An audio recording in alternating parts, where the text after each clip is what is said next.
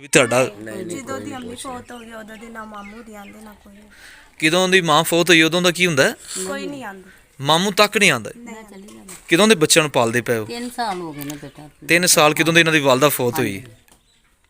ਤੇ ਮੈਨੂੰ ਦੱਸੋ ਖੁਦਾ ਦੀ ਹਜ਼ੂਰੀ 'ਚ ਕੀ ਗੱਲ ਕਰਨਾ ਚਾਹੁੰਦੇ ਹੋ? ਇਹ ਬੇਟੀ ਦੀ ਸ਼ਾਦੀ ਖੁਦਾ ਦੀ ਹਜ਼ੂਰੀ 'ਚ ਇਹ ਗੱਲ ਕਰਨਾ ਚਾਹੁੰਦੀ ਹਾਂ ਵੀ ਇਹ ਬੱਚਿਆਂ ਦਾ ਕੋਈ ਵਾਰਸ ਨਹੀਂ ਹੈ ਤੇ ਖੁਦਾ ਵਾਰਸ ਹੈ ਤੇ ਜਿੰਨੀ ਵੀ ਇਹਨਾਂ ਤੋਂ ਮਦਦ ਹੋ ਸਕੇ ਬੱਚੀ ਬੂਵੇਂ ਉਠਾਣੀ ਚਾਹੀਦੀ। ਸਾਰਿਆਂ ਨੂੰ ਸਲਾਮ ਪਹੁੰਚੇ। ਅੱਜ ਅਸੀਂ ਐਸੀ ਫੈਮਿਲੀ 'ਚ ਹਾਂ ਜਿਹੜੀ ਆਪਣੀ ਬੇਟੀ ਦੀ ਸ਼ਾਦੀ ਕਰ ਰਹੇ ਨੇ 15 ਤਰੀਕ 10ਵੇਂ ਮਹੀਨੇ ਦੀ।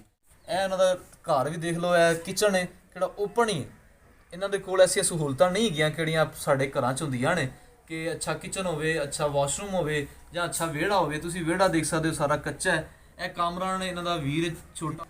ਕਾਮਰਾਨ ਦੀ ਉਮਰ ਘੱਟ ਹੋਣ ਦੀ ਵਜ੍ਹਾ ਤੋਂ ਇਹਨੂੰ ਨੌਕਰੀ ਵੀ ਨਹੀਂ ਮਿਲ ਰਹੀ। ਸਭ ਤੋਂ ਵੱਡਾ ਬੋਝ ਕਿਹੜਾ ਮਾਂ ਪਿਓ ਦੇ ਸਿਰ ਤੇ ਹੁੰਦਾ ਹੈ ਉਹ ਔਲਾਦ ਦਾ ਹੁੰਦਾ ਹੈ। ਤੇ ਉਹਦੇ ਤੋਂ ਬਾਅਦ ਸਾਡੀਆਂ ਕਿਹੜੀਆਂ ਬੇਟੀਆਂ ਜਵਾਨ ਹੋ ਜਾਂਦੀਆਂ ਨੇ, ਸਾਨੂੰ ਹਾਲਾਤ ਮੁਲਕੀ ਸਿਸਟਮ ਇਹਦੇ ਤੋਂ ਹਟ ਕੇ ਸਭ ਤੋਂ ਜ਼ਿਆਦਾ ਬੋਝ ਕਿਹੜਾ ਆਪਣੀਆਂ ਧੀਆਂ ਦਾ ਹੁੰਦਾ। ਅਸੀਂ ਸਾਰਾ ਕੁਝ ਬਰਦਾਸ਼ਤ ਕਰ ਸਕਨੇ ਆ। ਜਿਹੜੇ ਮਾੜੇ ਘਰ ਦੇ ਨੇ, ਸਾਡੇ ਕੋਲ ਸਿਰਫ ਇੱਜ਼ਤ ਹੁੰਦੀ ਹੈ ਤੇ ਆਪਣੇ ਧੀਆਂ ਦੀ ਧੀਆਂ ਦੀ ਇੱਜ਼ਤ ਦਾ ਅਸੀਂ ਸੋਚਦੇ ਹਾਂ। ਲੇਕਿਨ ਘਰਾਂ ਦੇ ਵਿੱਚ ਕੀ ਹਾਲਾਤ ਨੇ ਜਿਹੜਾ ਤੁਸੀਂ ਦੇਖ ਸਕਦੇ ਹੋ। ਥੋੜਾ ਅੱਗੇ ਦਿਖਾਣਾ ਜੀ।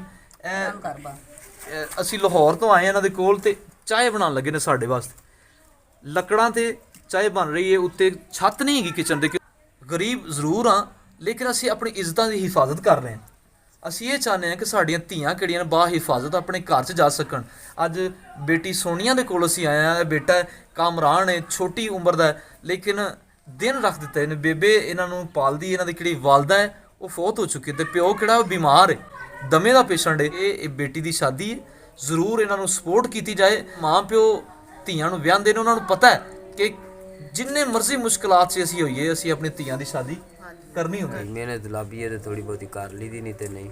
ਦੀ ਸ਼ਾਦੀ ਬਿਲਕੁਲ ਨਜ਼ਦੀਕ ਆ ਗਈ। ਘਰ ਕੁਛ ਹੈਗਾ ਵੀ ਉਹਨੂੰ ਤੁਸੀਂ ਤੋੜ ਸਕੋ? ਚੀਜ਼ਾਂ ਵਗੈਰਾ ਬਣਾਈਆਂ ਭੈਣ ਵਾਸਤੇ? ਕੋਈ ਚੀਜ਼ ਨਹੀਂ ਬਣਾਈ, ਕੋਈ ਚੀਜ਼ ਨਹੀਂ ਬਣਾ ਸਕੇ ਅਜੇ ਤੱਕ। ਕੋਈ ਨਹੀਂ ਬਣਾ ਸਕੀ।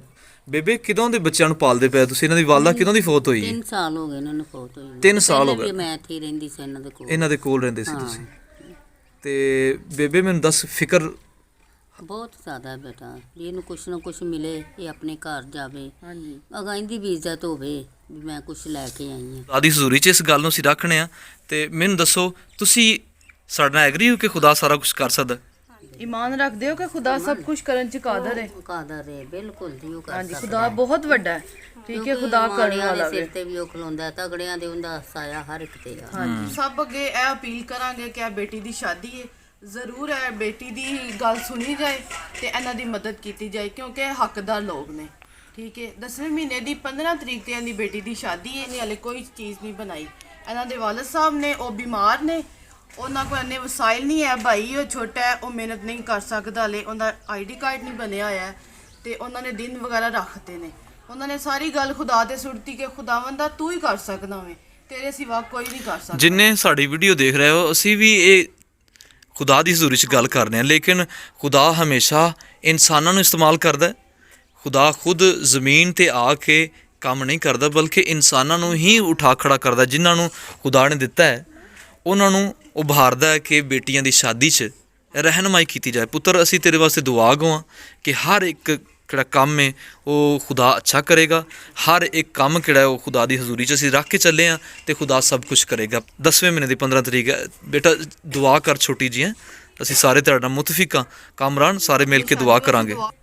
اے خداوند بزرگ آسمانی باپ، ہم تیرا شکر کرتے ہیں کیونکہ تو ہماری دعاؤں کو سنتا ہے، ہماری دعاؤں کا جواب دیتا ہے۔ قادر مطلق خدا، اس بیٹی کی شادی پر ہم تیری حضوری کو چاہتے ہیں، ہم تیرے نام کو اس گھر پر چاہتے ہیں۔ اے خداوند مشکلیں، حالات، تنگی، تکلیفیں خداوند تیرے نام سے جاتی رہیں۔ اس بیٹی کو، اس بیٹی سونیا کو خداوند ہم تیرے ہاتھوں میں سونپتے ہیں، اس کے بھائی کو، اس کے والد کو تیری حضوری میں سونپتے ہیں۔ اے خداوند پاک خدا، ان کی ضرورت کو پورا کرنا، تیرا ہاتھ ان پر بڑھے اور جتنے لوگ ہماری ویڈیو دیکھ رہے ہیں خدا ترسی کر کے خداوند اس طرف ہاتھ بڑھائیں اور خداوند ہم تیرا شکر کر سکیں۔ ہم سارے شادی کے انتظام کو، سارے سچویشن کو تیرے ہاتھوں میں سونپتے ہیں۔ خداوند تو دعاؤں کو سنتا اور جواب دیتا ہے، مسیح کے نام سے آمین۔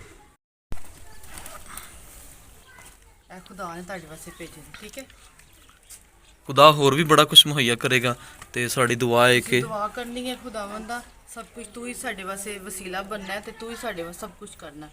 ਠੀਕ ਹੈ, ਜਦੋਂ ਦੁਆ ਕਰਨੀ ਉਦੋਂ ਖੁਦਾ ਨੂੰ ਕਹਿਣਾ ਕਿ ਖੁਦਾਵੰਦਾ ਤੂੰ ਹੀ ਸਭ ਕੁਝ ਮੁਹੱਈਆ ਕਰਨਾ ਹੈ। ਠੀਕ ਹੈ।